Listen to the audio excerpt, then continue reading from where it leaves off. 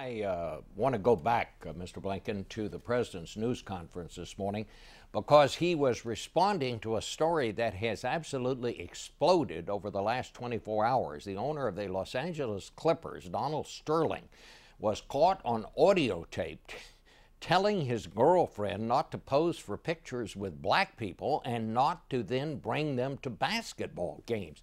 This obviously has outraged civil rights leaders. The NBA has launched an investigation, and here's how the president responded to those remarks. You know, when people,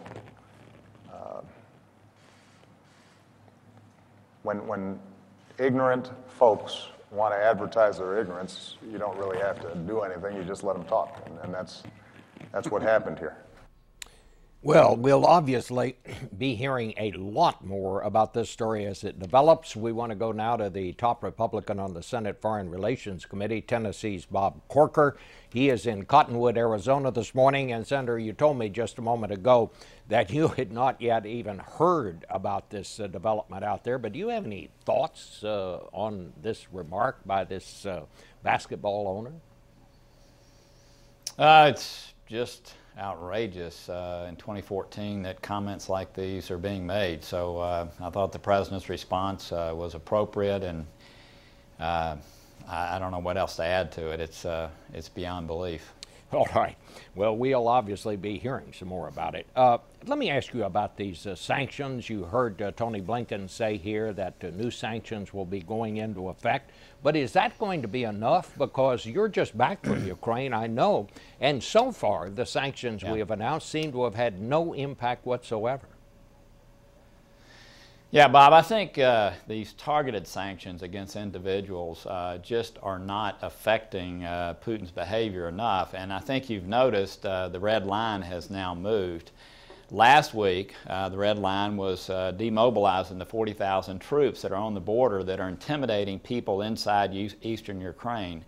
Now it's just him not going in. So I've been advocating, as so many people have. Carl Levin was just in the area. He was there a day after me. A Democrat, as you know, was also advocating that we begin hitting companies within Russia to further destabilize their economy. Their goal, Russia's goal inside Ukraine, is to destabilize the country, to delegitimize the elections that are taking place on May the 25th. And over time, he can achieve his goals without actually sending troops in. I think, you know, he has little green men, black ops, inside fomenting problems inside eastern Ukraine. Today, the people of eastern Ukraine are not yet with Putin.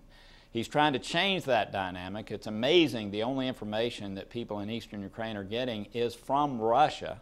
That's the only Russian-speaking news that is occurring. So over time, continuing to do what he is doing, he can do without actually sending people in. So again, I think we need to put sectoral sanctions in place. I think we need to move those troops away from the border, change the behavior.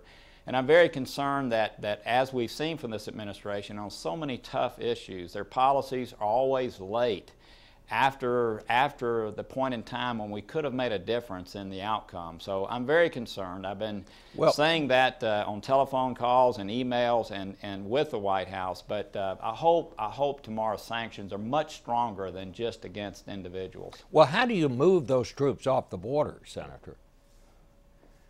Well, again, I think that was part of the agreement that took place last week. I think that, again, the intimidation that's occurring there is destabilizing eastern Ukraine. So again, with sanctions, I mean, that was what the agreement was about.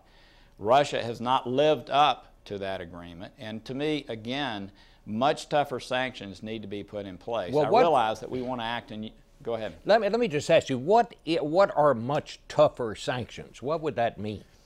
Help us understand. Well, you know, so I think you've read recently where the Russian economy is certainly very fragile. There's concerns internally about them going into a recession. To me, hitting four of the largest banks there would send shockwaves into the economy. Hitting Gazprom would certainly send shockwaves into the economy. So again, to me, Bob, what I fear is all we're doing is tweaking, folks, okay? These are oligarchs. We really aren't affecting, if you will, the upper middle class in Russia, a broader base of citizens in Russia at present. And I think, again, these sanctions on individuals are not having it's not creating the kind of pain within Russia that will cause Putin to change his behavior. By the way, again, these calls are bipartisan. I think there's concern on both sides of the aisle that the administration, in exercising such cautiousness as they did in Syria, where we've ended up in a situation that is one of the biggest humanitarian crises we've seen in a long, long time, by being so cautious, by being unwilling to confront someone who only responds to action, not words. I think you've seen recently where they're having some kind of hashtag tweet war. I mean, those are not the things that someone like Putin responds to. And again, I just think we need to hit him much more toughly prior to him taking steps that are going to be very difficult to undo. All right. Well, Senator, thank you so much, and we'll be talking to you through the week on this. And we'll be back in 1 minute with the top Democrat, Claire McCaskill.